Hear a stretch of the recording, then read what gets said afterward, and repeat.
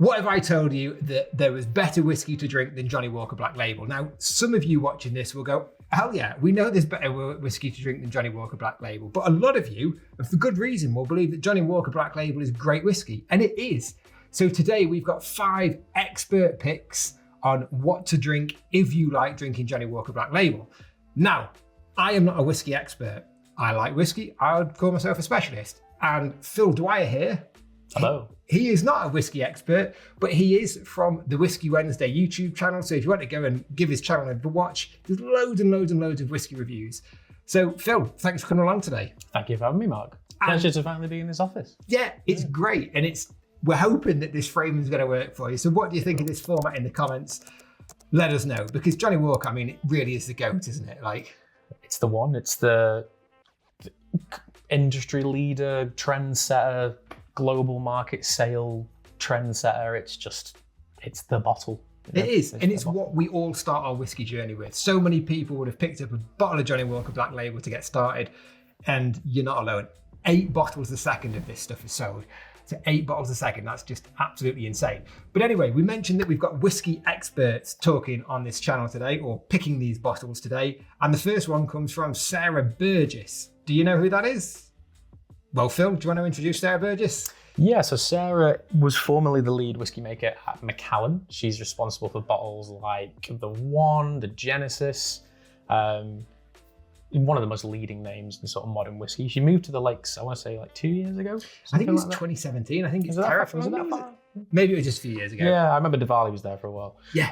But she has picked, well, we have it just here, really. Well, she's picked one of her own whiskies, and like I got this a couple of weeks ago. So this isn't the one that she's picked. This is the Lake signature bottle, but it's a really, really nice bottle, and it's not going to focus pull because we've got 2 people here. But anyway, it's a really nice bottle, and they're really good. And Sarah Burgess's pick was the One blended sherry cask. That's it. Yeah. 1 sherry cask finished. It's 40 quid. It's 40 quid.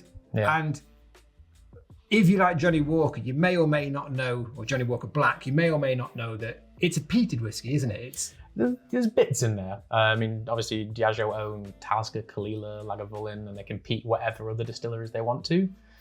So you do get those very subtle smoky notes running around it. But I feel like there's a lot in Johnnie Walker Black Label they don't tell you about. Yeah. Just because they don't need to. And it's like when you know that the smoke's there and the peat's there, that is what adds a lot to it compared to the likes of the toilet water red label. Well, yeah, things are set for a budget in some circumstances, you know. But that's what's so good about this Lakes One sherry cask. It's kind of, it does have a bit of that hint of smoke about it, doesn't it? It is in there, yeah. I mean, I've tried a few different batches of it over the years. Sometimes they can lean a little bit sulfury, like Macallan famously can at different points as well, and some Johnnie Walker bottlings can. But it just has this really sort of soft, approachable intro into sherry that I feel some consumers can still be put off by with bigger price tags and different types of sherry barrels, and they don't really know what that might mean. But it makes everything just so much like simpler for the consumer, which is all you want. And it's a massive level up as well for anybody. It's a big level up from a Johnnie Walker Black. Nothing wrong with the Johnnie Walker Black, but going up to this, which is, you know, probably double the price in the UK. It's about £40. Johnnie Walker Black on offer, you can pick up around £20. Yeah. But I'd probably say it's definitely worth doing. But, you know, she is marking her own homework there because she's picked a whiskey that she's produced. Now, the next whiskey that is on our list is... Right, let's try and cover your eyes. Let's see if we can get this to focus. I'll move out of the way. Focus, no, damn you. Okay. It's this, I'll put it here. It's the Johnnie Walker Black Label from the 1960s, 60s, 70s, 80s. Johnnie Walker Black Label was picked by Peter Wilkinson, and he's a spirit specialist at whiskey.auction. Now, before you get terrified, this isn't an expensive whiskey. Like, you can pick these up at auction for about 100 quid. We've got some on the shop for a bit more, 150, 200 quid or so. Like that. Yeah, sure. But man alive, is this a step up? I mean, it's just another whiskey, isn't it? It is. I mean, I've just recently bought a couple of older bottles of Johnnie Walker Red Label, and putting them side by side with newer renditions is one of the most interesting things you can do in whiskey, because you won't know what's in them. You can email Diageo, they might tell you, oh, this was in it and this was in it, tell you the sort of the blueprint. But being able to smell and taste more sherry or more smoke or maybe even like the whiff of Brewer or Klein Leash or something. It just offers you a little bit of mystique as a whiskey drinker, because you know this brand. You see it in supermarkets every day, not this bottle, but this brand. So being able to sit down with a 60s bottling versus a 2024 or 5 bottling and nosing and tasting those differences helps develop everything in a much more interesting way, and gives you a bit of a historical outlook as well, because we'll never know what went into this, but we do know what was around in the 60s. And I think that's the other thing with this as well. This is just pretty much a blended sherry bomb. Like as soon as you open it, on the nose, loads of sherry. And of course, sherry casks were prevalent, you know, and I think Johnnie Walker once said that all of their whiskey was sherry cask matured. And I think, didn't they bring out a Johnnie Walker sherry cask black version? Recently? Yeah. Yeah, the Black Ruby. Yeah. That's only just come out, yeah. So it's the kind of going back to the roots. So these 1960s Johnnie Walker Black Labels, if you can get them, I'm like literally hands up, this is my favorite whiskey of all time. Like it's the best value. You know, it's a bit thin. It's only about 40% ABV, so it doesn't have the punch or like the mouthfeel that you get in a lot of higher ABV whiskeys, but bloody hell, it's incredible. So, right, going on to, I'm not going to say Holly's surname now. It's Holly Seidewand. Anyway, yeah, Seidewand. She's the co-owner of First Fill Spirits in America, and she has picked, go on, Phil, what she picked? She went for Glen Scotia Double Cask. Sadly, we don't have one here, but we do have this rather fetching expression of a 14-year-old cask strength Cadenhead. And yeah, you're right, that won't focus, will it? But nonetheless, you can see this classically green bottle. It's a 58.4% bourbon cask matured Glen Scotia. I think distilled in 77, I want to say. Yeah, distilled 77, bottled in March 1992. So it's been in bottle for 33 years at this point. And that is 660 quid on the Mark Littley shop, which is a damn sight more than Holly's pick, which was a double cask. I think that's 30, 40 quid. Yeah, like at most about 45 pounds or something. A fantastic expression of Campbelltown whiskey, and really puts together this idea of sweet, and you could use the word savoury or spicy. It's quite a salty style of whiskey, as all Glen Scotias do tend to be. It's not peated, as most of Glen Scotia's range isn't. But at 46% with this beautiful Pedro Jimenez sherry cask finish, it just has this coastal welcomingness that can really put you in the aspect of trying something like Johnnie Walker Black, which is a bit smoky and a bit sweet and a bit savoury and all these other sort of things. Yeah, you definitely get that West Coast sort of feel. Oh, 100%, yeah. The 15 as well, if you ever want to upgrade to Glen Scotia 15, is probably the saltiest bottle of whiskey currently on sale. In my opinion, no one else's. But yeah, Glen Scotia can offer you a lot if you're looking for that West Coast blueprint. It's very good. And I think, and again, great value. I mean, like, you look, that's probably our first single malt of the list, is it? Yes, yeah. Yeah, first single malt, around £40 still, which isn't bad value. I mean, the Lakes is blended and it's English, but it is damn good. It is. Yeah. The Glen Scotia, I think it just offers a little bit more nuance, and it's just a little bit more, you know, a bit more forward with it, really. Oh, then, again, if you want to dig deep, let's try it. Lean out a shot. Lean out a shot. Cover your eyes. Cover your eyes. Go on, camera, focus. No, we're still not focused. Anyway, right, we're going to get this sorted for the next video anyway. We're losing this game here, folks. Ardnamurchan, AD core release. Ardnamurchan was picked by Finn Thomson. He's an independent bottler. He's got, I think his great grandparents were in the whiskey industry as well, and he's got fond memories of drinking Johnnie Walker Black. And he picked something pretty good. Ardnamurchan AD, it's called their core release, I think it's called.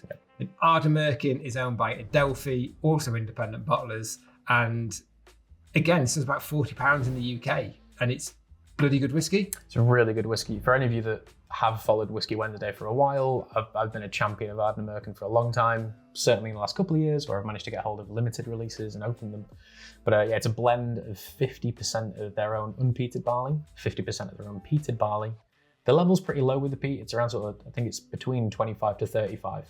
And it's bottled at a very unusual it's either 48.6 or 46.8% ABV. Is one of those weird decimals. So you know it's good if they've gone specific with the decimal. But it just gives you, again, much like that Glen Scotia, but with peat this time. It's got that not iodine-driven style smoke. It's more sort of culinary and salty and herbal. But you get these nice bourbon-led vanilla caramel notes up front. It's a really good bottle of whiskey. Most people who've followed Ardnamurchan for a long time, well, I say a long time, since 2020 when the first bottle came out. It's just been one of those things where every release has been really interesting, really focused, whether it's mezcal finish, rum cask finish, Pol Noir Grand Cru wine cask finish. It's just been a brand that's been in everyone's mind. Great whiskey, good price, good liquid overall. I am going to throw 2 stones here though. Ooh. Both at this particular distillery I release. Mm-hmm. Why do distilleries name themselves so awkwardly? Like Ardnamurchan, it sounds really easy to say it. But if you were to read it, Ardnamurchan. It's a long one. I believe it's the peninsula of land that the distillery is on. And I get all that lovely romance, but it's like when the consumer's at a shelf and they say that they like, oh, I like that Glen Garriock, and then they walk into the bar and ask for a Glen Gariock, and the bartender goes, Glen Geary, what are you on about? There's always that. I think with Scottish branded names in particular, obviously, it presents a little bit of a challenge. But from an old retail perspective, the longer a customer can linger and ask a question, it's possibly a good thing too. And then the other thing with these Ardnamurchan releases, like pretty much all the labels look the same. They've got a great numbering system, so you know which batch it was from. I think from each. Oh, that's year. Gone now. Is that gone? That's gone now. Yeah. So I think it was last year or the year before they replaced it. So this one now is, if you see the label, it just says AD. Yeah. But the old ones were like 01.0922 and all this other stuff. I've got a few of those at home, and I look at them and go, I know they're just dates, but I still can't figure out which one I preferred. And you can look at the differences between the batches and stuff, and they're very much like this batch-driven production. And again, 40 quid in the UK, so it's an absolute bargain. And then, like, we're coming on to the last one on the list now. This was picked by Blair Bowman. By Blair Bowman. He's a whiskey consultant and author. And basically, his pick is Johnnie Walker Black Label. Because you know what? He isn't wrong here. If you're in New York, if you're in San Francisco, if you're in Tokyo, if you're in Manchester, wherever you go, Johnnie Walker Black is there on a bar somewhere, relatively well priced. And it's just that like safety blanket. It's just always there, cheap. I think consistency is key with anything. If you're watching this, you all know a relative amount about whiskey. You know, if you're releasing a single cask product, it's because it's unique and special and one-off. Blending whiskey together, whether that's for blending, for a blended whiskey, or whether you're vatting for a single malt or a small batch release, the real skill is in that. And as Mark has already said, and as Blair has already said, if you can get, if you're in an airport lounge and you're flying from London to Shanghai, you can have a glass of it in London, probably have a glass of it on the plane, and then a glass of it once you land, and it should taste exactly the same. And I think, which is remarkable. And that's great from a branding point of view. It's to keep that consistency and that quality. And I guess if we had to wrap up this and say, right, which one of these 5s would you want to drink? I mean, my pick's obvious. It's the 1960s stuff. If you haven't tried this, like seriously, it's fantastic whiskey for the price you pay. You have to go to auction to buy it, but that would be mine. What about yours? What would you? Of what is on the list, it would probably be the 60s Black Label 2. In terms of what is in front of us, it would probably be that, because I'd be very intrigued to know what 1970s Glen Scotia tasted like. But I think I've been a Johnnie Walker fan since my first entry ever into whiskey. Black Label was the whiskey that made me stop at a bar and go, why is it sweet? Why is it smoky? Why is it spicy? The barman couldn't tell me anything, so I was on Google for another 2 hours at a wedding being like, what's a blend? Why is this? So I think for me, it's a nostalgic product. Obviously, you love the older bottlings because they're just interesting and different and fun. As do millions and millions of people across the planet, possibly billions at this point, given its time and history.